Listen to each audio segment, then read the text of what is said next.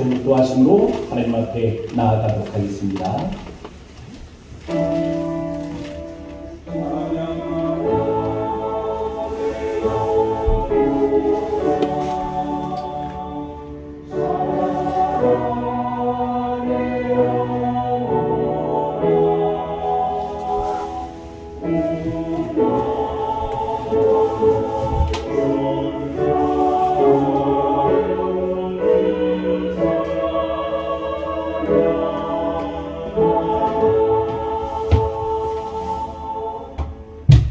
할렐루야. 우리 하나님을 찬양하는 일이 선하며 찬송하는 일이 아름답고 마땅하도다.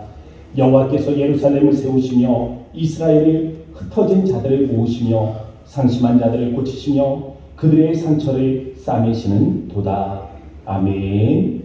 이 시간 찬송가 79장입니다. 찬송가 79장.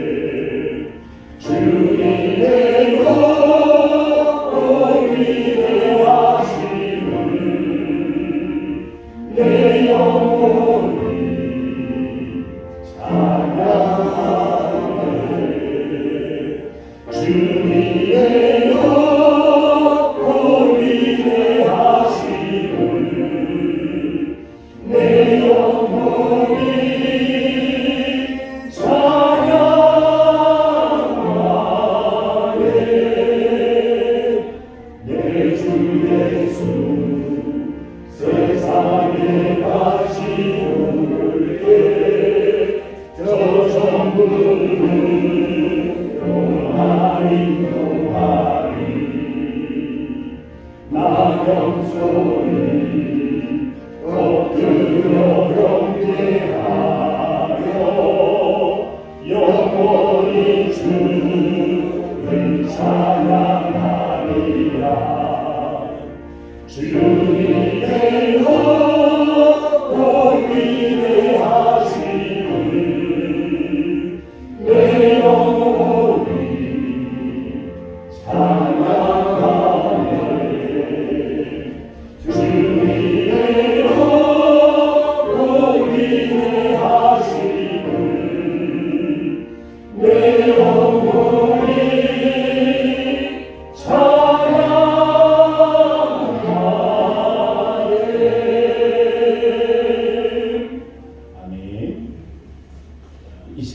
성시교록 2번입니다. 시편 2편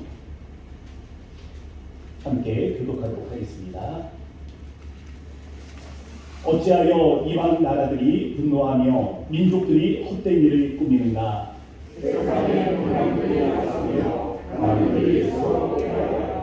여호와와 그의 기름 부음 받은 자를 대적하며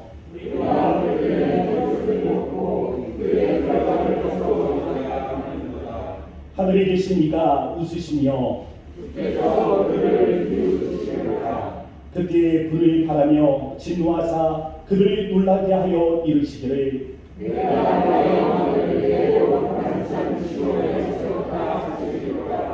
내가 여호와의 명령을 전하노라. 여호와께서 내게 이르시되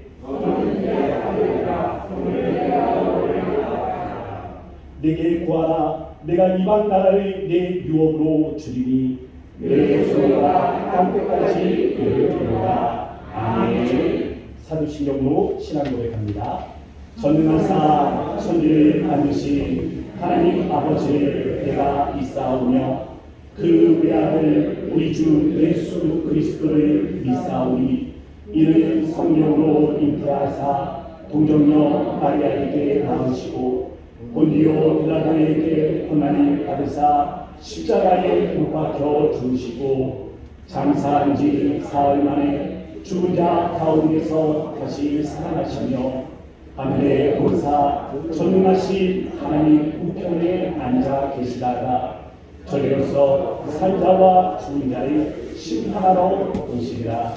성령을 믿사오며 거룩한 공예와 성도가 서로 교통하는 것과 죄를 사하여 주시는 것과 몸이 다시 사는 것과 영원히 사는 것을 믿사옵나이다. 아멘. 이 시간 다 같이 앉으셔서 찬송가 273장입니다.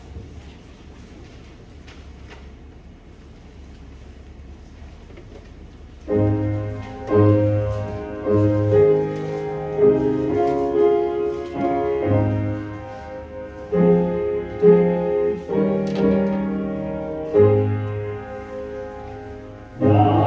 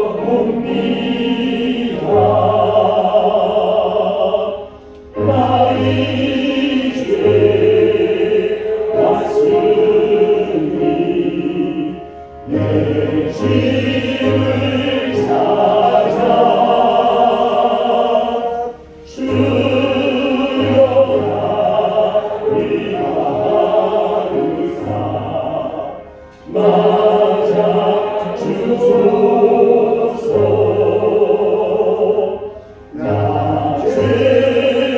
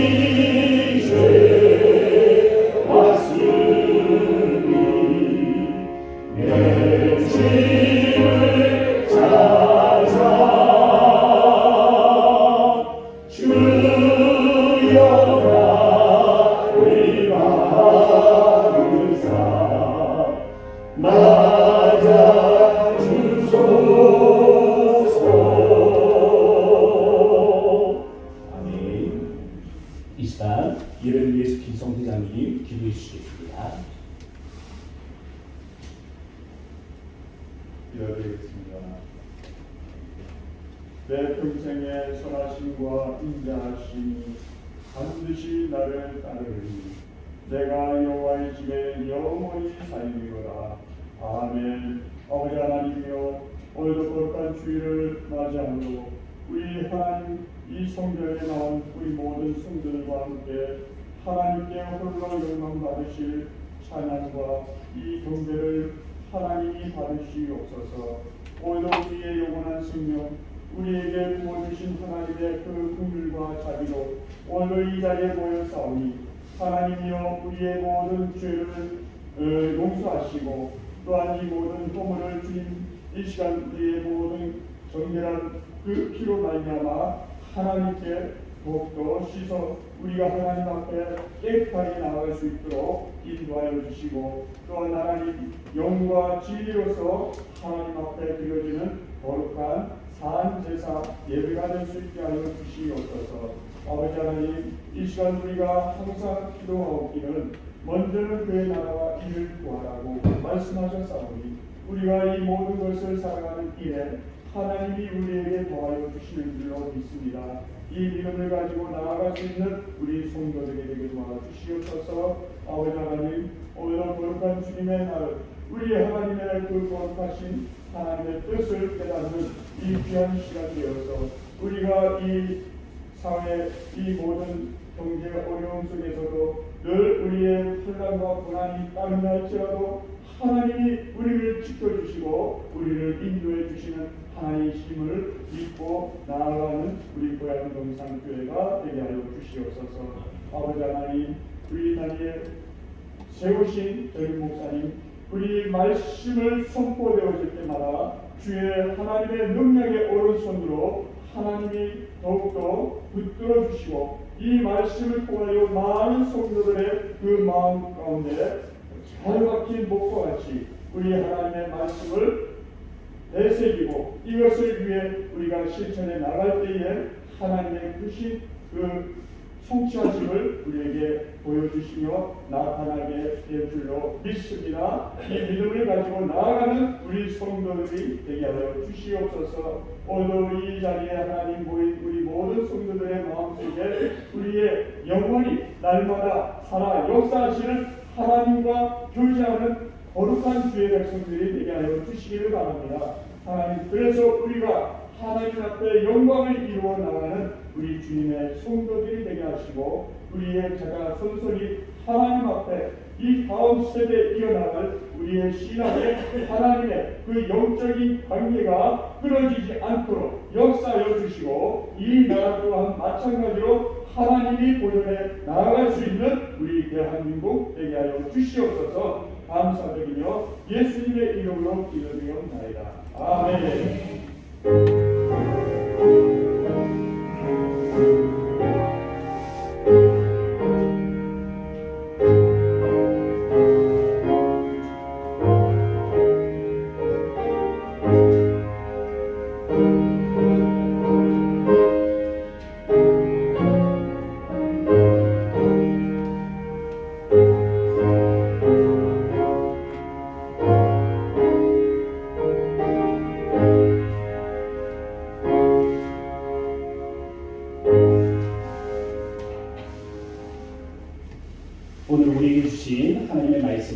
이사야서 58장 11절 말씀입니다. 제가 공독해 드리도록 하겠습니다. 여호와가 너를 항상 인도하여 메마른 곳에서도 내 영혼을 만족하게 하며 내 뼈를 견고하게 하리니 너는 물된 동산 같겠고 물이 끊어지지 아니하는 샘 같을 것이라. 아멘. 시온 순가대의 찬양이 있겠습니다.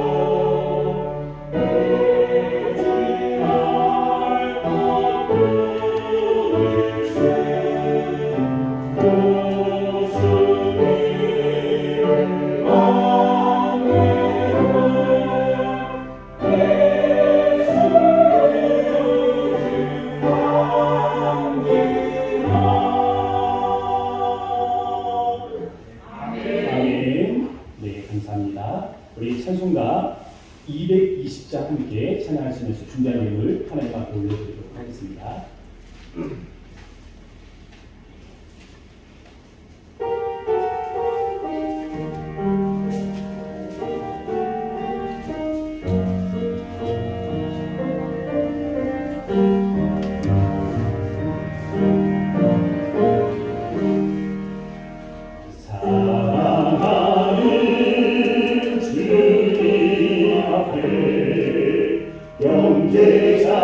영제자의 한자리에 진실을 생각하며 즐거운 찬송 부르네. 내 주 예수 보리마다 모든 사람 내 몸같이 활랑듯이 위로하고 진심으로 사랑하세. 사랑하는 주님 앞에 온갖 충성 다 바쳐서 괴로우나 즐거우나 주님만 있어서 우리 주님 거룩한 손 제자들의 발을 씻어 난 섬기는 조개도를 몸소에 보이셨네. 사랑하는 주님 예수 같은 주로 섬기하니 함께하라 안보이루 형제여 친구들이여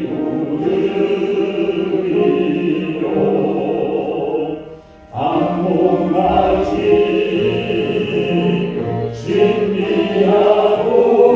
신비하고 마음으로 하나 되어 우리 주님 크신 뜻을 지성으로 준행하세. 아멘. 그 앞에 광고의 말씀 드리도록 하겠습니다. 주보를 참조해 주시기 바랍니다. 이번 주 예레미야 민족 금요 기도회는 교육 친교부 주관입니다. 기억해 주시고 준비해 주시기 바랍니다. 이번 주 공동체 성경 읽기는요 창세기 37장부터 출애굽기 21장까지입니다. 기억하시면서 함께 동참해 주시기를 바라고요. 성경책으로 읽고 계신 분들이 있고 또 영상으로 함께 하시는 분들이 있습니다. 어디에든 동참해서 함께 읽으시면 아마도 혼자 읽는 것보다는 수월하게 올 한 해 우리 성경 일독을 마무리할 수 있을 것이다 기대가 됩니다. 한마음 한뜻으로 동참해 주시기를 부탁을 드리겠습니다. 오늘 오후 예배는요 제2회 헌신 예배로 드려짐을 기억해 주시고요. 또 함께 해주시기를 부탁을 드립니다. 오늘 총회 주일 헌금이 있습니다. 세례교인 세례교인 이상 함께 동참해 주시기를 바라고요. 드려진 예물은 우리 총회 발전기금으로 사용되게 됩니다. 교단을 위해서 함께 동참해 주시기를 부탁을 드리겠습니다. 1월 21일부터 이제 설 명절이 시작되는데요. 오고 가는 발걸음 위에 성도들의 안전을 위해서 기도해 주시고 또 특별히 명절입니다. 이 명절 기간 우상이 득실할 수 있는데 우리 모든 성도들이 이 우상 가운데서 믿음 지키며 우리가 온 가족이 예배로 함께 나아갈 수 있는 명절이 될 수 있도록 또 성도들의 삶을 위해서 기도해 주시기를 부탁을 드리겠습니다. 우리 드려진 예물을 위해서 함께 기도하도록 합니다. 거룩하신 아버지 하나님 감사합니다. 오늘 이렇게 하나님께서 우리 사랑하는 고향 동산교회 성도들을 하나님 주님의 거룩한 존전으로 불러주시고 이 자리에 모여 예배하게 하시니 감사합니다.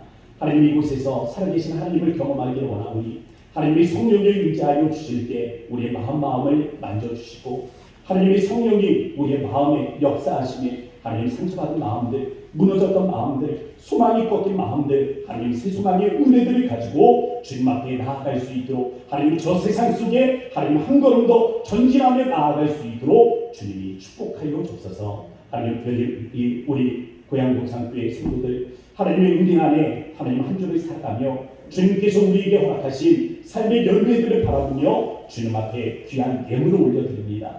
하나님께서 은혜하여 주셔서 우리의 삶에 하나님께서 은혜를 주셔서 우리가 열매를 거두어 싸우니 하나님께서 우리의 길들을 축복하시고 하나님 우리의 삶을 하나님께서 은혜로 더하여 주셔서 하나님 늦은 별 이른비가 우리의 성도들의 삶을 축복하게 하시고 하나님께서 새벽마다 하나님 이슬로 하나님 저들의 땅이 은혜로 젖게 하시며 하나님께서 복된 수확된 은혜들을 더하여 주시네 하나님 저들의 창고가 복을 받는 은혜가 있도록 축복하여 주소서. 그래서 쓰고도 남은 비는 넉넉함이 우리 성도들에게 함께하기를 원하오니 하나님 저들에게 거룩한 마음을 허락하여 주셔서 하나님 이웃과 함께하고 싶은 마음 하나님 또한 주께서 하나님 저들의 마음에 하나님 교회를 위한 헌신과 하나님 성령을 위한 헌신의 마음들을 더하여 주셔서 하나님 주님이 채우시는 은혜 가운데 거룩하게 쓰고자 하는 이 마음 주께서 축복하여 주셔서 그래야 하나님으로 말미암아 우리 성도들의 삶이 풍성하기를 원하고 하나님 또한 하나님 저들의 육체가 하나님 저들의 영혼이 하나님 저들의 마음이 주로 하나님 그 은혜 가운데서 풍성한 인생을 살아갈 수 있도록 주여 축복하여 주셔서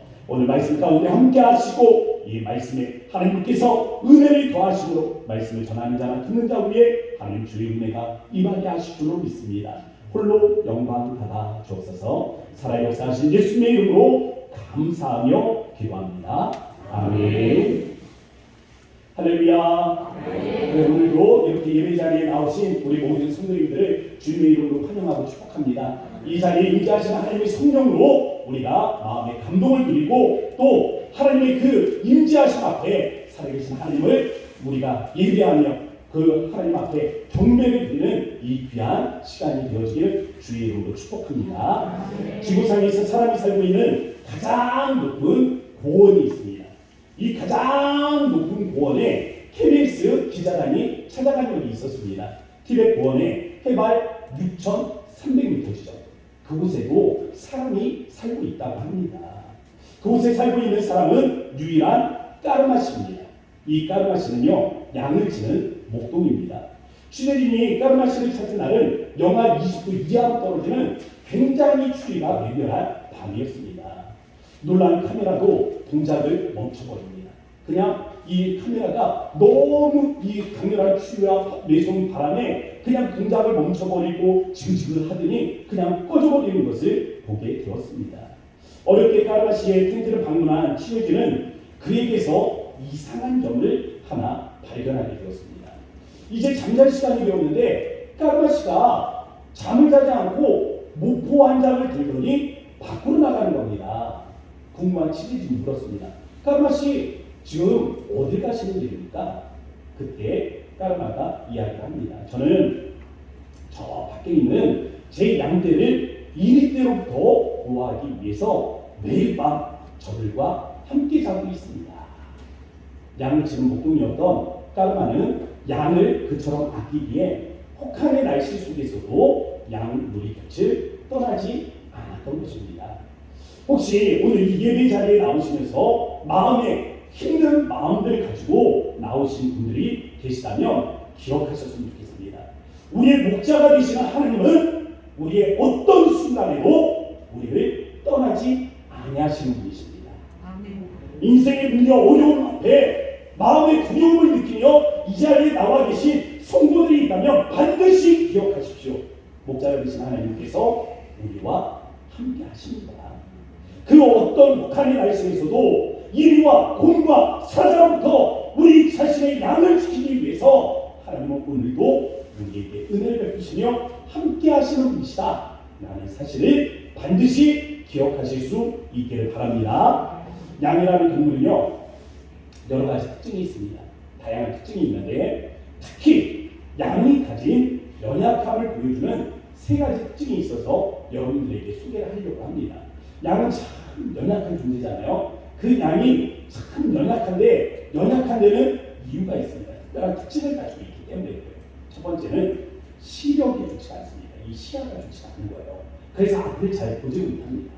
눈이 잘 보이지 않기 때문에 길을 잘 잃어버리고 앞에 절벽이 있는 줄 모르고 그냥 막 걸어가다가 그렇게 낙상 사고를 일으키게 되는 것입니다.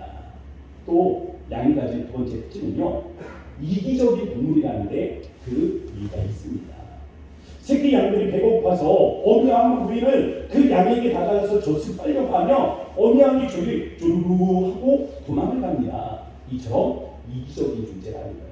그 새끼조차 제대로 돌보지 못하는 이기적인 존재. 그래서 이런 이기적인 특징 때문에 양은 조련이 되지 않는다고 합니다. 서커스에 가보면 양이 이 서커스를 하는 경우는 없습니다. 조련이 되지 않기 때문에 양은 서커스에 동참할 수가 없는 겁니다. 세 번째 특징은요, 양은 자신을 보호할 필살기가 없습니다. 양은 자신을 보호하기 위한 무기가 없다는 거죠. 뿔도 없고 또 그렇다고 강한 이빨을 지니고 있지도 않고 그렇다고 강한 발톱을 지니고 있는 것도 아니고 그렇다고 도망을 가기 위해 이 빠른 다리를 가지고 있는 것도 아닙니다. 양은 자신을 보호할 수 없다는 거죠. 때문에 양에게 반드시 필요한 것이 있습니다. 바로 목자가 필요합니다. 양은 철저히 목자가 있어야 살 수 있는 존재라는 뜻입니다. 양은 목자를 잃어버리면 죽은 목숨이나 다름없습니다. 양은 목자로부터 돌봄을 받아야 살 수 있습니다. 그래서 에스겔서 34장 5절 말씀은 우리에게 이렇게 가르쳐주고 있습니다. 한번 자막을 보면서 읽어보도록 하겠습니다. 시작. 목자가 없으므로 그것들이 흩어져서 모든 들짐승의 밥이 되었도다.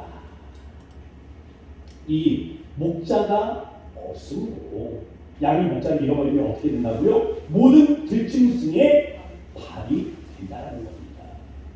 이사야서의 오늘 말씀은 하나님의 백성을 그래서 양으로 비유하면서 오늘 그 양떼들에게 주시는 하나님의 축복을 세 가지로 우리에게 전달해 주고 있습니다. 그 첫 번째 은혜는 인도하십니다. 양은 목자에게 인도함을 받을 때 가장 안전한 존재가 됩니다. 양은 시력이 나쁜 동물이기 때문에 목자에게 인도함을 받아야 합니다. 자칫 눈앞에 스쳐 지나가는 이 물체를 뭔가 하면서 쫓아가다 보면 길을 잃어버리게 됩니다. 또 호기심과 관심을 쫓아서 자기 마음대로 가다가는 절벽 아래로 굴러 떨어지는 존재가 바로 이 양입니다. 그래서 양은 목자의 인도함을 받을 때 가장 안전한 방향으로 나아갈 수 있다. 저는 개인적으로 길칩니다. 제가 길을 잃어버리면 그냥 그런 것 같다 해주셔야 됩니다. 제가 길을 잘 모르는데요, 이사를 하고 나면 그래서 집을 찾아가는데도 몇 번의 실수도 합니다. 제가 여기 집에 이사해서도 하루는 집에 이렇게 엘리베이터 타고 올라갔는데 집에 들어가려고 딱 하니까 그 사람 분명히 번호키였는데 번호가 사라진 거예요. 그래서 내가 집사람한테 뭘 잘못했나? 왜 번호키가 사라졌지? 집사람 이거 싹 뜯어버리고 나 못 들어오게 하는 거 아닌가? 막 옆에서 고민을 하면서 번호키 이 수가 잘못되었나 봐도 그대로고 이게 집이 이상한 거예요. 그래서 이상하다. 여기가 맞는데 우리 집이 어디지 하고 내려와 보니까 그 옆동으로 올라가는 거예요. 집도 몇 번 잃어버려야 여기가 우리 집이구나 하고 찾아가는데요. 저한테 그런 이 길치 저한테 가장 큰 이 장애는요, 신발이었습니다. 신발. 권사님 언제 이제 오후에 권사님 집에 찾아가려고 하는데 어떻게 가면 되죠? 하면 권사님이 그렇게 이야기합니다. 목사님 예전에 오셨던 길로 오시면 됩니다 라고 이야기하죠. 그러면 제가 그 길 모르는데 할 수 없으니까 네 하고 대답을 합니다. 그럼 길이 기억이 나지 않는 거예요. 그럼 주소를 가지고 인터넷 검색을 하고 골목을 검색을 해서 지도에 골목이 몇 개가 나오나 하나 둘셋넷 지나서 다시금 그 골목으로 들어가서 그 다음 하나 둘 골목 지난 다음에 다시 좌회전하고 막 이걸 써요. 그래서 그 앞에 가서 찾아서 이렇게 갑니다. 로봇처럼. 그런데 그런 저에게 희소식이 들렸습니다. 내비게이션이 나왔다는 거예요. 길을 안내해 준다는 겁니다. 그래서 이 내비게이션을 딱 밟으니까 너무 좋은 거예요. 앞으로 몇 미터 남았는데 그 다음에 우회전을 하세요. 앞으로 몇 미터 더 가다가 좌회전을 하세요. 길을 딱딱딱 알려주는데 너무 좋은 겁니다. 그런데 이 내비게이션이 있어도 길을 잃어버리는 경우들이 있더라고요. 딴 생각을 할 때. 운전을 하다가 딴 생각하고 있을 때 내비게이션이 분명히 말해주는데도 길을 잘못 들어서 들어가는 겁니다. 경로를 벗어났습니다. 경로를 탐색 중입니다. 라는 이 문구가 딱 뜨면 내가 지금 잠깐 딴 생각을 하다 길을 잃어버렸구나 하면서 정신이 번쩍 돌아오게 됩니다. 그래서 다시금 안내에 집중하게 되죠. 하나님이 우리의 인생길을 인도하실 때도 우리가 마찬가지입니다. 하나님의 음성에 우리가 집중하지 않으면 우리는 길을 잃어버릴 수 있습니다. 우리가 자꾸만 경로를 이탈하게 되는 경우 우리의 관심이 다른 곳에 있기 때문에 하나님의 인도하심을 잃어버리게 되는 것입니다. 하나님이 말씀하시는 것이 아니라 우리가 다른 것에 관심이 갖고 있다. 하나님이 우리의 길을 인도하시지 않는 것이 아니라 우리가 딴 생각을 하고 있다는 것이 우리의 문제인 것입니다. 꼭 이 자리에 하나님의 인도하심 앞에서 경로를 이탈하는 분들 계시지 않습니까? 인생을 열심히 달려가고 있는데 이 달려가고 있는 방향이 어디지? 알지 못하면서 그냥 인생 열심히만 살아가고 있는 그런 분들 계시지 않습니까? 경로를 이탈해서 이 하나님 앞에 돌아와야 하는데 그 이탈한 경로를 인해 하나님 앞에 부끄럽다고 돌아온 길을 주저하는 그런 분들 계실지 모르겠습니다. 계속되는 실수와 이탈들로 한번 그냥 빠져나간 거는 어떻게 하나님의 은혜 가운데 돌아오는데 지난번에 그랬는데 이번에 또 그러고 나라는 인생 왜 이러는 건가 하는 그 자괴감 때문에 하나님 앞에 부끄러워서 하나님 앞에 정말 이 계속해서 반복되어지는 이탈이 수치스럽게 느껴져서 제대로 경로를 찾아 나오지 못하고 계신 분들이 계시지 않습니까? 괜찮습니다. 괜찮아요. 하나님은 우리가 실수한다고 해서 우리를 그냥 공일상에다 버려버리는 그런 분이 아니십니다. 하나님은 우리를 돌보시기 위해서 우리의 실수까지도 재활용하시는 그런 분이심을 기억하실 수 있기를 바랍니다. 내비게이션을 쫓아가다 보면요, 때로는 길이 아니라고 생각되는 경우들이 있습니다. 이상하게 길이 좁아 보이는 거죠. 그리고 이런 길들은 가다 보면 그래 끝이 막혔어요. 괜히 들어갔다가 지금 호텔에서 나오는데 더 오래 걸리고 고생할 거야. 여기가 길이 아니야 하고 내비게이션이 안내를 하는데도 스스로의 경험에 의지해서 핸들을 틀어버리는 경우들이 있습니다. 근데 이 핸들을 틀어버리고 나면 반드시 내비게이션은 그 길로 다시금 안내해서 그 자리로 돌아오는 경우들이 있어요. 왜 그렇습니까? 거기가 길이기 때문에 그럽니다. 우리는 아니라고 생각하지만 거기에 길이 있기 때문에 내비게이션은 우리를 다시금 그 길로 인도해 오는 것입니다. 하나님의 인도하심을 받는 길에서 때로는 우리가 감당할 수 없는 장애들을 만나는 경우들이 있습니다. 마태복음 8장에 보면 예수님은 제자들에게 나를 따르라고 말씀을 하셨습니다. 그리고 제자들은 예수님을 따랐더니 라는 이 말씀을 묵상합니다. 그 다음 장면이 뭐냐면 세상에 한 번도 보지 못한 어마어마한 광풍이 몰려오면서 배가 뒤집히게 된 것입니다. 평생을 갈릴리 바다에서 어부로 살아왔던 제자, 그들도 놀랐어요. 그러면서 예수는 깨우면서 이야기합니다. 주여 우리를 구원하소서. 우리가 죽게 되었나이다. 원소 주기율표라고 있는데요, 이게 고등학교 다닐 때 화학 시간에 우리 배운 이 원소 주기율표라는 게 있습니다. 그런데 계속해서 이 원소들이 추가적으로 발견되고 하는데 36번에 보면 KR이라는 R이라고 써진 원소가 있습니다. 이게 뭐냐면 크립톤이라는 원소예요. 그동안 잘 알려지지 않은 이유는요, 지구상에 굉장히 극소량의 존재를 한다고 합니다. 그런데 이 극소량이 존재하는 이 크립톤이요, 다른 원소하고 함께 결합을 하게 되면 어마어마한 시너지 효과를 이루게 된다고 합니다. 이런 의미를 지닌 크립톤이라는 이 창업 지원 회사를 운영하는 양경준 대표가 있습니다. 이 양경준 대표가 사람의 발목, 사람이 성장하는 데 있어서 그 발목을 잡는 두 가지 요인이 있다고 합니다. 하나는 관성이고 또 하나는 한계라고 합니다. 인간의 한계.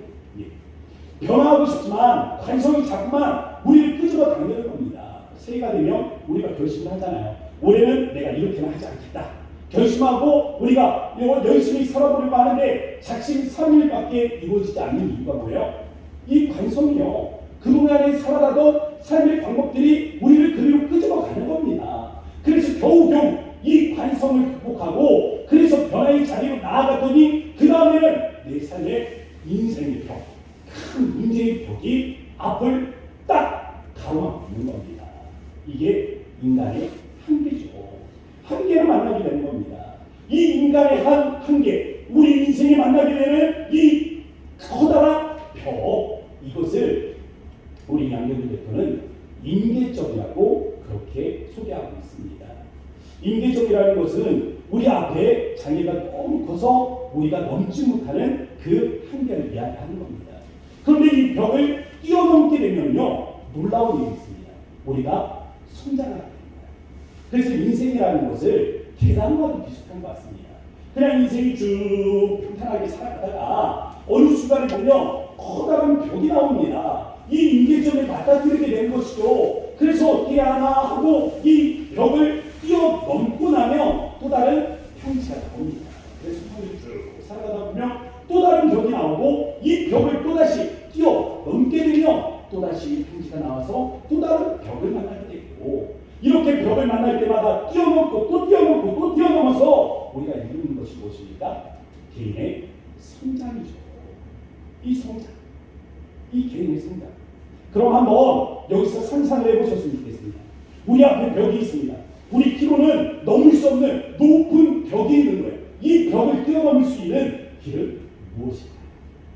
저는요, 이 벽을 상상하는데 어렸을 때 했던 이 컴퓨터 오락이 기억이 났습니다. 슈퍼마리오. 슈퍼마리오라는 게임이 있거든요. 이 마리오 게임을 보면 이 마리오 아저씨가 등장을 해요. 근데 이 마리오 아저씨가 사방이 벽으로 둘러싸인 함정에 빠지는 경우가 있습니다. 그럼 나올 수가 없어요. 점프해도 안 되고 빠져나올 수가 없습니다. 유일하게 빠져나올 수 있는 길이 있는데 버섯을 먹으면 그 몸집이 중중중중 해가지고 점점 커지게 됩니다. 이 몸집을 불리게 되면 그 다음 그 벽은 아주 작은 게 됩니다. 처음에는 이렇게 커 보이던 벽이 내 몸집을 키워버리면 아무것도 아니게 된다는 겁니다. 만약 인생에 이런 벽을 만난 분들이 있다면 자신의 몸집을 키울 수 있는 에너지를 마셔야 합니다. 성경은 그 에너지원을 이렇게 설명하고 있어요. 스가랴서 4장 6절, 우리 함께 읽어볼까요? 시작. 만군의 여호와께서 말씀하시되 이는 힘으로 되지 아니하며 능력으로 되지 아니하고 오직 나의 영으로 됩니다. 아멘. 우리 능력으로 뛰어넘을 수 없는 벽을 만났다면 방법은 하나입니다. 우리의 능력을 키워야 합니다. 어떻게요? 하나님의 무한하신 능력이 우리 안에 들어와 역사하실 수 있도록 하나님의 영을 구해야 하는 것입니다. 성령의 능력이 우리 인격 전체를 뒤엎고 하나님의 능력이 우리 안에 역사하시도록 우리를 내어 맡길 수 있어야 한다는 것입니다. 하나님의 영이 우리 안에 들어오시고 하나님의 그 강권적인 역사가 우리의 삶에 펼쳐지게 될 때 산과 같았던 그 문제들이 평지가 될 것이다. 이것이 스가랴 말씀이 우리에게 전해주는 메시지입니다. 스가랴서 4장 7절, 우리 다 함께 읽어보도록 하겠습니다. 시작. 큰 산아 내가 무엇이냐 내가 스룹바벨 앞에서 평지가 되리라. 아멘. 이 말씀을요 우리 이 시간에 우리 이름을 넣어서 한번 외쳐보도록 하겠습니다. 스룹바벨 대신 자신의 이름을 넣어서 한번 외쳐보시기 바랍니다. 시작. 큰 산아 내가 무엇이냐 내가 전동면 앞에서 평지가 되리라. 아멘. 여기 절반은 전동형이라고 하시지 않았어요? 네, 감사합니다. 저를 위해서 내비게이션으로 길을 안내받다 보면요 꼭 예전에 갔던 길을 보지도 않은 사람들이 있습니다. 내비게이션이 거기가 아니라고 말해도 끝까지 그 길이 맞다, 내가 그 길로 가봤다, 내가 여기를 잘 안다 하고 가는 사람이 꼭 있어요. 그러면 내비게이션 무시하고 그 길로 가잖아요. 그럼 거기에는 다 이유가 있습니다. 공사를 하고 있든지 아니면 사고가 나서 길이 꽉 막혀 있든지 내비게이션이 인도하지 않는 데는 이유가 있는 겁니다. 하나님께 인도함을 받을 때 인생길이 자꾸만 막혀 있다면 여러분 기억하십시오. 하나님께서 우리를 인도하시는데 그 길이 막히는 데는 이유가 있는 겁니다. 예전에 가던 길이라도 그대로 맞지만 하나님께서 지금은 아니라고 말할 수 있는 겁니다. 그러면 여기서 우리에게 문제는요 막힌다고 다 돌아서 가게 됩니다. 앞에서 말씀드린 것처럼 그것이 막힌 길인지 아니면 우리 앞에 있는 문제의 벽이어서 이 임계점에 우리가 뛰어넘어야 할 우리의 삶의 숙제인지 우리가 이것을 어떻게 구분할 수 있겠습니까? 저는 이 문제를 고민하며 그 유일한 해답을 우리의 삶의 동기를 점검하는 것이라고 생각합니다. 인생을 설계하며 하나님께 지혜를 구하고 하나님의 인도하심 앞에 우리가 인생길을 걸어갈 때에 장애를 만나게 되거든 사랑하는 성도 여러분 기도하시기 바랍니다. 기도하세요. 인생의 꽉 막힌 벽을 경험하게 될 때 하나님의 능력을 구하며 하나님의 능력이 우리 안에 역사하시고 기도하세요. 하나님께서 말씀하실 것입니다. 왜? 하나님께서 분명히 우리에게 물으실 거예요. 왜 내가 너의 기도를 들어주어야 하니? 만약 여기에 하나님이 동기가 되는 대답이 없다면 우리 잘못된 길을 걸어온 것이 맞습니다. 우리에게 하나님이 동기가 되는 마땅한 이유가 있어야 된다는 것입니다. 하나님이 준비한 능력을 바랄 수 있는 직장을 주세요. 그곳에서 주님의 영광을 높여드릴 수 있도록 하나님 그런 직장을 허락해 주세요라고 우리가 그냥 좋은 직장을 갖기를 원하는 것이 아니라 그곳에서 하나님의 영광을 드러내고자 하는 이 삶의 동기가 포함되어져 있어야 한다는 것입니다. 하나님 내 아들이 이 대학에 꼭 들어갔으면 좋겠습니다. 그냥 대학의 목적이 아니라 하나님이 이 대학에 들어가서 하나님의 계획 안에 하나님 정말 그곳에서 많은 것들을 배우고 하나님의 그 인도하심의 과정 속에서 하나님 언젠가 최후의 순간 하나님께서 사용하시려고 할 때 자기 유익이 아니라 하나님의 유익을 위해서 쓰임을 받을 수 있는 그러한 사람으로 준비되게 하소서라는 이 삶의 동기만입니다. 하나님 물질로 복을 받기를 원합니다. 주를 위해서 이곳저곳 쓰고 싶다는 이 마음이 제 마음에 정말 불같이 일어납니다. 그런데 마음껏 베풀고 싶지만 물질에 허락하지 않습니다. 마음껏 성교를 위해서 마음껏 교회를 위해서 섬기고 싶은데 물질에 허락하지 않습니다. 하나님 내 물질의 형편을 허락해 주세요. 나는 이 삶의 동기이잖아요. 동기. 왜 그것을 내가 너한테 주어야 하니? 라고 말할 때 하나님 이것입니다. 하나님을 위함입니다. 라고 말할 수 있는 이 동기가 우리의 삶에 있어야 한다는 것입니다. 문제의 벽 앞에서 자기의 유익이 아니고 하나님의 이유가 되는 기도가 있다면 그것은 임계점이 될 것입니다. 우리가 뛰어넘는 벽대, 우리가 뛰어넘을 수 있는 벽. 그래서 우리의 개인적인 성장이 이루어지고 또 그 벽을 뛰어넘고 나며 하나님이 예비하신 평탄한 길이 우리를 맞이하고 있게 될 것입니다.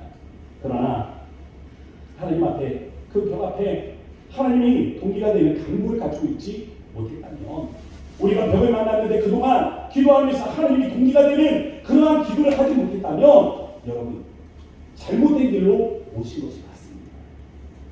이럴 때는 돌아서야 돼요.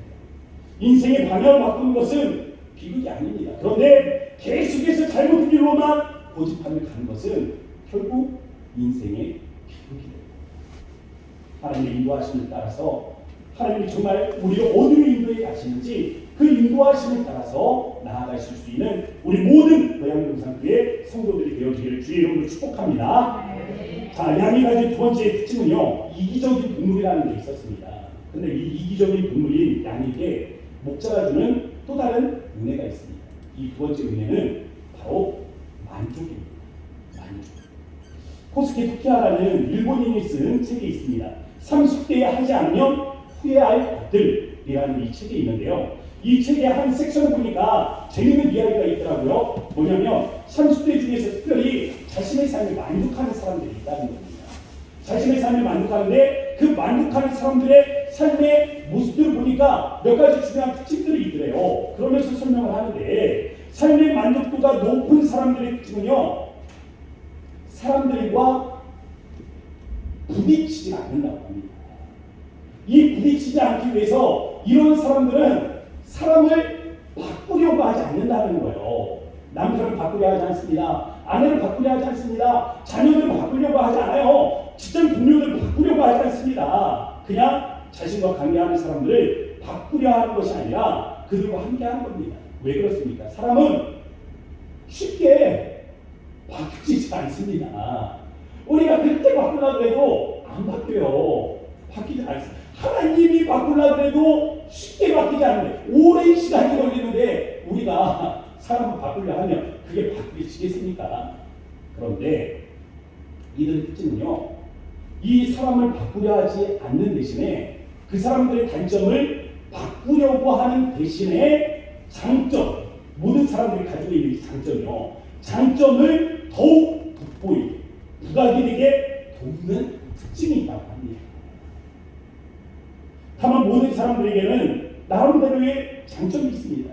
이를 더 부각시켜주고 이를 더 발전시켜주는 일은 가능한 거예요. 사람을 바꾸는 것은 불가능하지만 사람의 장점을 더 잘되게 이렇게 도와주는 것은 누구에게나 가능하다는 거죠. 그래서 바꾸려는 대신 도와주려고 할 때 삶이 더 행복해지더라는 겁니다. 또 삶의 만족도가 높은 사람들은 자기의 일과 자기 발전을 연결시키는 경향들이 있다고 합니다.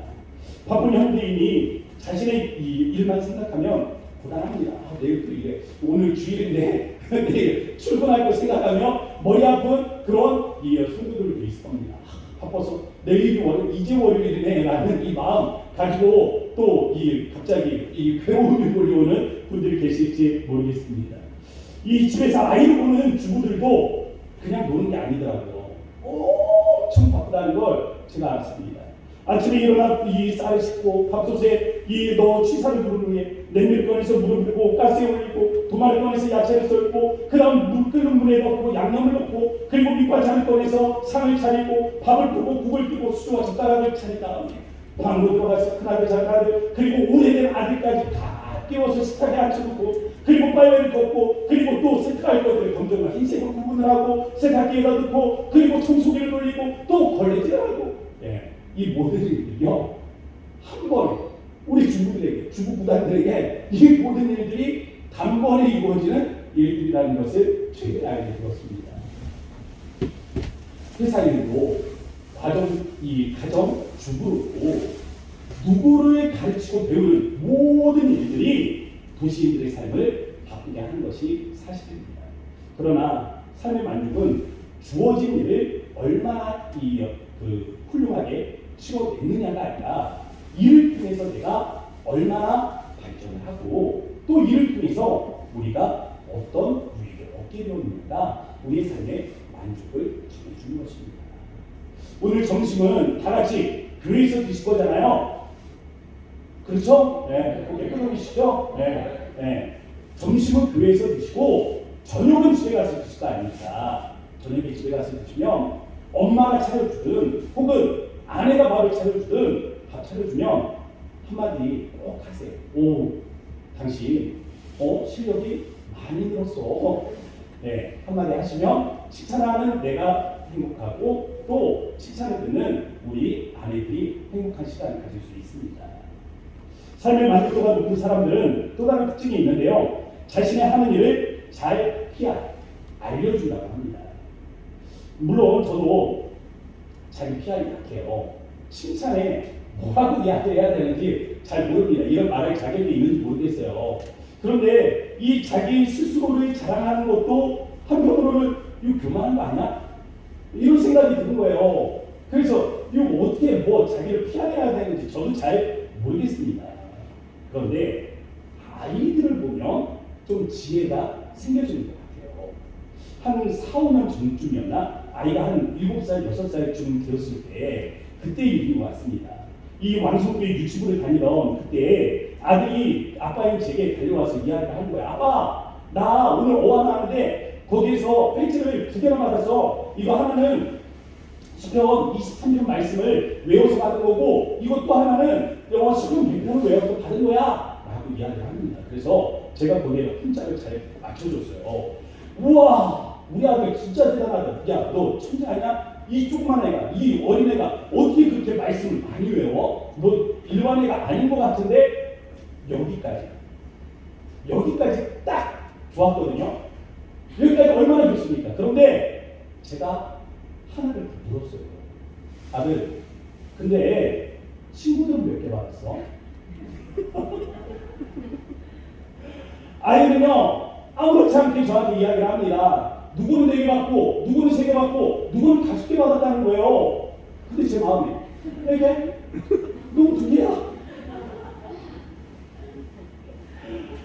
아니 그냥 본인이 말씀을 외웠고 그에 대한 상으로 배지를 받았잖아요. 이 자체로 얼마나 칭찬할 일입니까? 근데 비교를 하게 되니까 어떻게 돼요? 비교를 하는 순간 비교하면 부끄러움이 되는 거예요. 비교를 하면 수치가 되는 겁니다. 비교를 하니까 열등감이 찾습니다. 비교하지 말고 자신의 잘한 일을 자랑하셔야 됩니다. 남편에게 자랑하고 아내에게 자랑하고 부모에게 자랑하고 자녀들에게 자랑하고 특별히 우리 하나님한테도 자랑하세요. 하나님 나 오늘 잘했죠? 나 이때 이랬는데 하나님 잘했죠? 나 잘한 거 맞죠? 하나님한테도 자랑해보세요. 여러분들 마음에 만족감이 찾아오게 될 것입니다. 책을 읽으면서 마음을 채우는 방법에 대한 지혜를 얻을 수 있었습니다. 그런데 마음이라는 것이 좀 신기합니다. 무엇을 그냥 넣어도 채워지지 않아요. 항상 비어있는 것 같습니다. 이 물컵하고도 비슷한 것 같아요. 이 물컵에 물이 들어있잖아요. 가득 안 들어있습니다. 비어있어요. 이만큼 비어있거든요. 이만큼 비어있는데 우리 마음이 이런 것 같아요. 세상에 무엇을 갖다 담아도 늘 요만큼이 부족합니다. 아니죠. 이만큼이 부족하죠. 네. 늘 우리의 마음에 이러한 공허함이 있다는 것입니다. 채워지지 않는 요만큼 때문에 우리는 늘 마음의 공허함을 느끼고 또 우리의 마음은 외로움과 고독을 느끼게 되어 있습니다. 성경은 이 공허함을 메꾸기 위해서 우리가 우상을 만들어냈다라고 책망을 합니다. 우리의 마음이 넓을까요? 세상이 넓을까요? 우리의 마음이 클까요? 세상이 클까요? 보니까 컵이 이 세상이라면, 아니 우리의 마음이라면 그 안에 물은 세상인 것 같습니다. 세상에 무엇을 갖다 담아도 채워지지 않는 것이 우리의 마음입니다. 그런 문제는 우리잖아요. 우린 영원히 공허한 존재로 살아가시겠습니까? 마음의 만족을 모르고 늘 외로움과 고독의 쓸쓸한 겨울을 맞이하면서 살아가시겠습니까? 아닙니다. 목자가 약속하셨어요. 뭐라고 약속하셨습니까? 오늘 말씀에 만족을 주겠다. 너희에게 만족을 주겠다. 라고 말씀하셨습니다. 컵은 큰데 물은 부족하고 이 컵에 어떻게 물을 가득 채울 수 있을까? 어떻게 하면 이 부족한 물로 이 컵에 물을 가득 채워서 넘치고 넘치게 할 수 있을까? 이 문제를 고민하면서 답을 찾았습니다. 이 컵 안에요. 먼저 구슬을 담아보는 겁니다. 그리고 같은 양의 물을 부어보는 거예요. 그러면 컵은 물이 넘치게 되겠습니다. 맞습니다.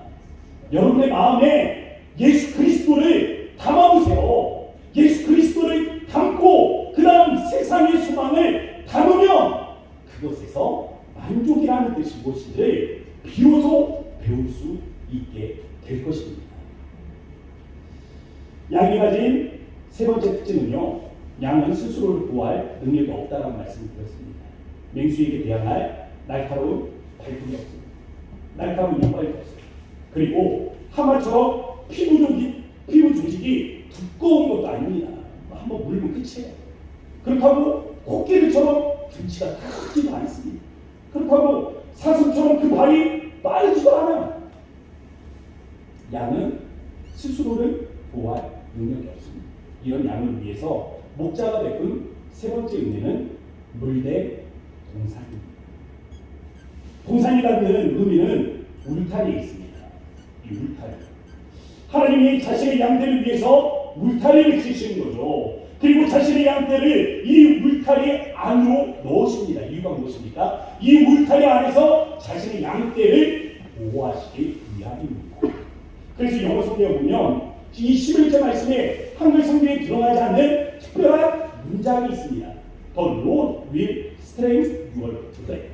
무슨 뜻이냐면 하나님께서 너의 울타리를 강하게 하신다, 튼튼하게 하실 것이다 라는 뜻입니다. 이 울타리를 하나님께서 치셨으니 그 누구도 허물 수가 없습니다.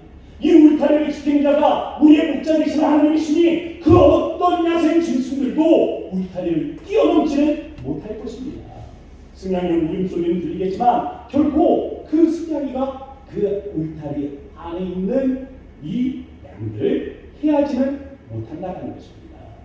여기에 하나 더 축복을 더하고 있습니다. 그곳이 물된 동산과 같다는 것입니다. 성경에서 물은요, 은혜를 생각합니다. 하나님이 울타리를 치고 또 지키시기에 삶의 지경이 안전하잖아요. 그런데 거기에다가 물된 동산, 은혜의 동산, 은혜의 샘, 호수를 두어서 이 양들이 풍요로운 삶을 누릴 수 있도록 하나님께서 그 동산을 축복해 주는 것입니다.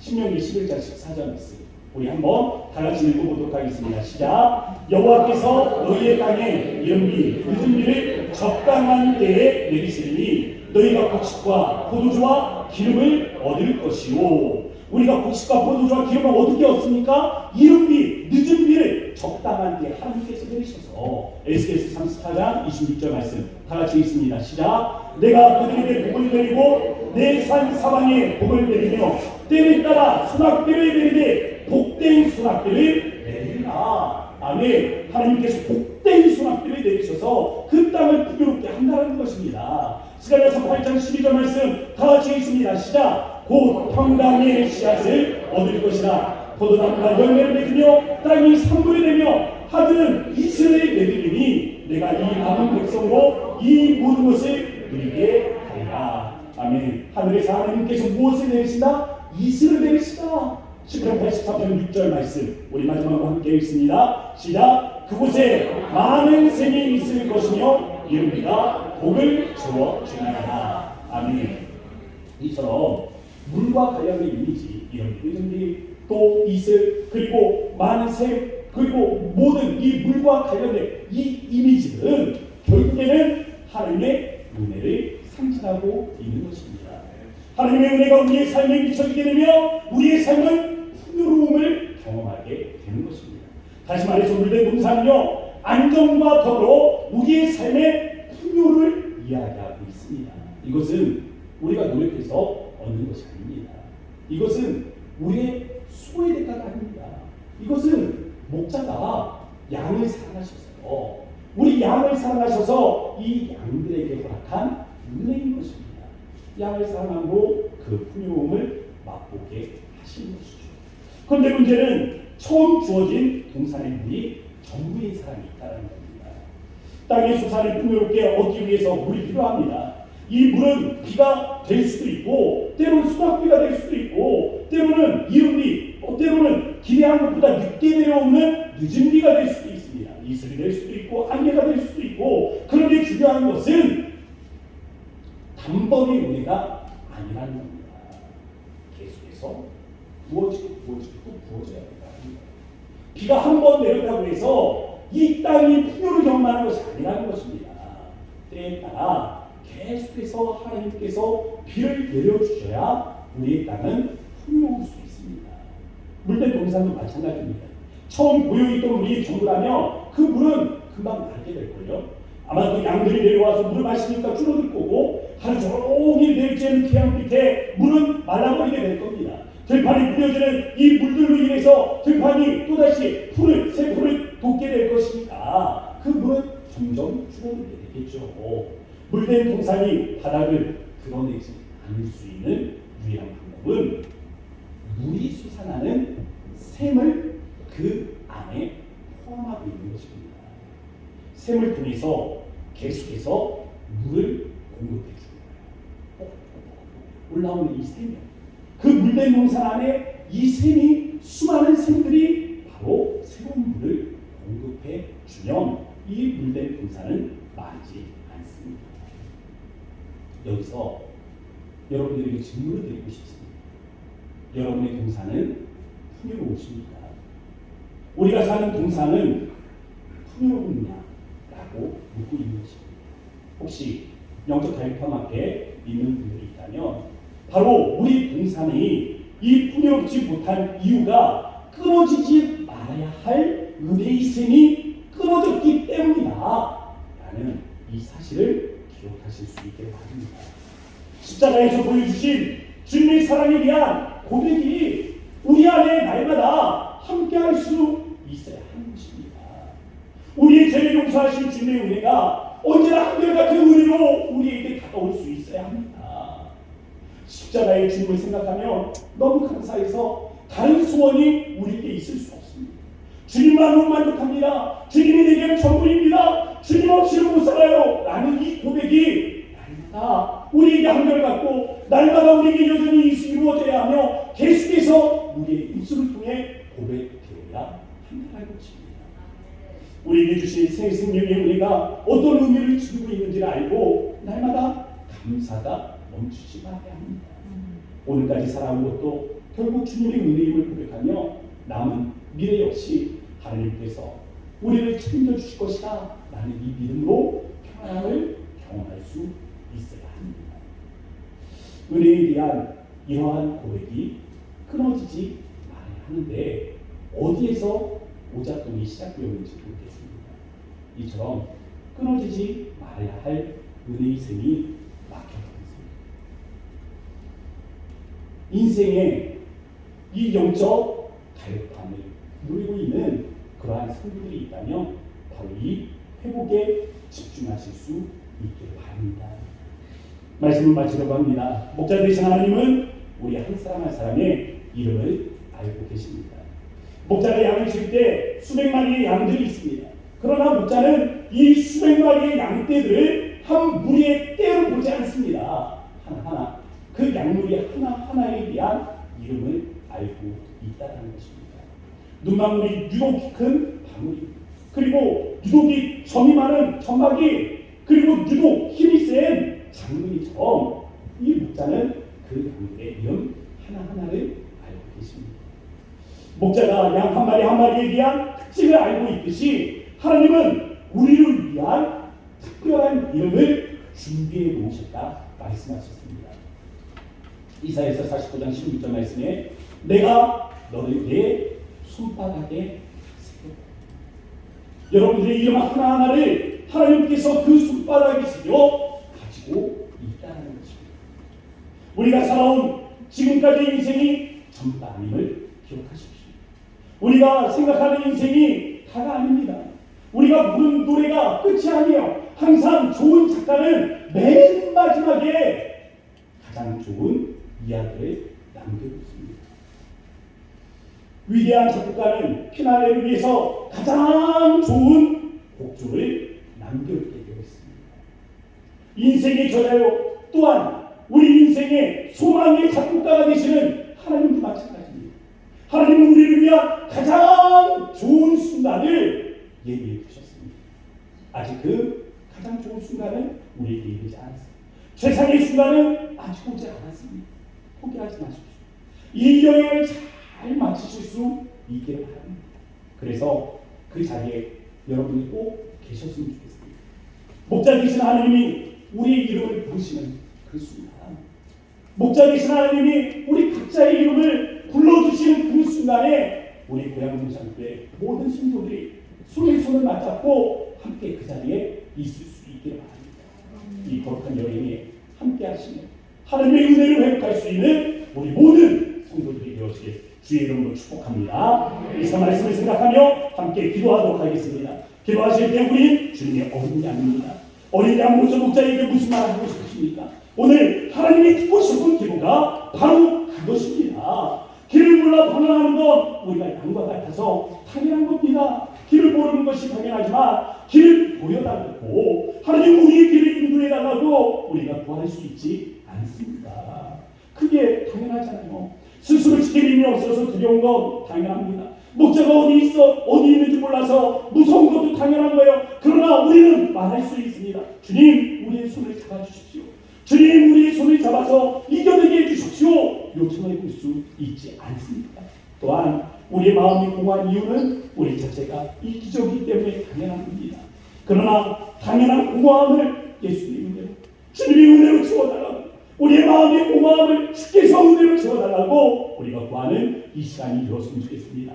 우리 다 함께 주님의 이름을 세 번 믿고 우리 그런 말씀을 기억하며 함께 기도하도록 합니다. 주여, 주여, 주여. 할렐루야. 그것이 하나님을 그렇습니다. 우리가 하나님의 하나님을 기도하며 아버지 우리가 하나님을 기도하며 하나님을 나아가기를 원합니다. 주신 말씀이 하나님 우리가 하나님의 능력을 담고 아버지 우리가 하나님 주신 말씀이 하나님 우리가 하나님 소망을 담아 아버지 우리가 하나님의 인도하심과 하나님의 소망을 담아 아버지 주님의 하나님 인도하심과 하나님 우리가 하나님을 구하기를 원합니다. 아버지 이 마음으로 주님 앞에 하나님을 구하기를 원합니다. 잘못된 길을 하나님 돌아서게 하시고 아버지 우리가 주님 앞에 하나님 인도함을 받을 때 하나님 인생의 한계를 받았다면 아버지 우리가 하나님의 능력을 구하여 하나님의 능력을 말미암아 이 인생을 뛰어넘고 하나님 우리가 성장할 수 있는 은혜들이 있도록 하나님의 도우시기 바랍니다. 하나님 감사하니 우리의 마음에 아버지께서 만족함을 주시기 원하오니 아버지 우리가 예수로 말미암아 아버지 우리가 예수로 말미암아 아버지 예수의 은혜로 말미암아 예수의 소망으로 말미암아 아버지 우리 마음에 하나님의 삶을 담길 거니 아버지 먼저 우리 하나님을 담기로 원하오니 아버지 사랑이 우리가 하나님을 하시니 아버지 우리가 하나님을 아버지 마음에 하나님을 가져 마음을 기도하여 우리를 문제에 동사하고 가야 하나님을 구원케 하시는 주님의 은혜를 담아오며 나아가기로 원합니다. 거룩하신 아버지 하나님 감사합니다. 오늘 우리가 주님의 거룩한 존전에 나와 이 말씀을 듣습니다. 우리는 어린 양과 같습니다. 우리는 우리 자신을 지킬 필살기가 없습니다. 우리는 도저히 우리의 삶을 스스로 개척할 수 없는 연약한 존재입니다. 이 약함을 가지고 오늘도 주님 앞에 나와 하나님 우리가 예배합니다. 우리의 목자 되시는 하나님께서 하나님 우리의 인생길을 인도하실 때 하나님 우리가 인도함을 받은 거룩한 주의 백성들이 되도록 주여 함께하여 주셔서 잘못된 길로 나아가는 자들이 있다면 하나님 그 인도하심을 받아 하나님 정확한 길을 들고 돌아서게 하시고 무엇보다 인도함을 받아 나아갈 때 인생의 한계를 만난 성도들이 없습니까? 인생의 임계점을 만난 성도들 없습니까? 주님, 주님의 능력 앞에 구하게 하시고 성령의 도우심으로도 우리의 이 벽을 뛰어넘게 하시고 하나님 우리 성도들이 성장해 나아갈 수 있는 성숙해 나아갈 수 있는 은혜가 있도록 주여 축복하여 주셔서 우리의 마음에 예수로 만족함을 누리기를 원하오니 주님의 사랑이 풍성하게 하시고 예수님의 사랑의 은혜가 우리가 젖어 있게 하여 주셔서 하나님 이 사랑의 은혜 가운데서 노래하며 주님을 찬송함으로 나아갈 수 있도록 주여 인도하여 주셔서 하나님 더불어서 물된 동산에서 주님이 거룩한 양들을 지키시는 줄로 믿사오니 주의 울타리를 강하게 하심으로 말미암아 우리를 안전히 거하게 하시고 하나님 또한 물된 동산에 주의 은혜를 더하여 주셔서 우리 성도들의 삶이 풍요로운 가운데 함께할 수 있도록 인생 축복하여 주소서. 우리 이곳에서 주가 허락하신 놀라운 은혜들을 우리가 감사드리며 살아 역사하신 예수님의 이름으로 감사하며 기도합니다. 아멘. 우리 다 함께 일어나셔서 찬송가 570장 함께 찬양하시고 원로 목사님 나오셔서 축도로 예배를 마치도록 하겠습니다.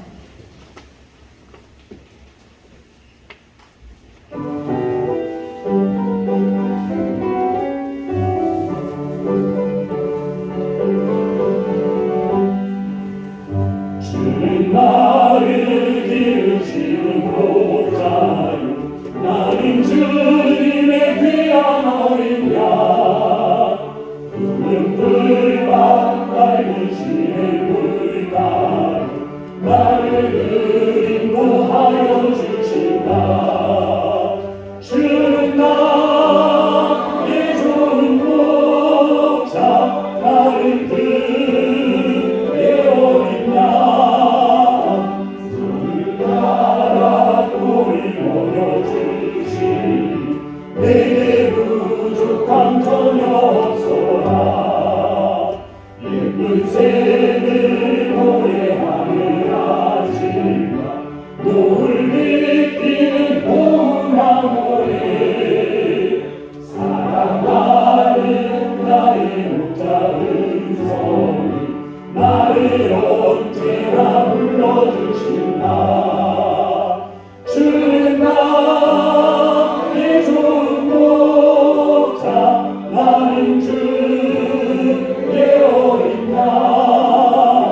저를 따라 꿀이 먹여주시니 내게 부족함 전혀 없소라. 못된 짐승 나를 지 못하고 거친 비와 삼지 못하리. 나의 주님 강한 손을 펼치사 나를 주야로 지켜주신다. 주는 나의 좋은 목자, 나는 그의 어린 양. 저리 따라 꿀이 먹여주시니 내게 부족함 전혀 없소라.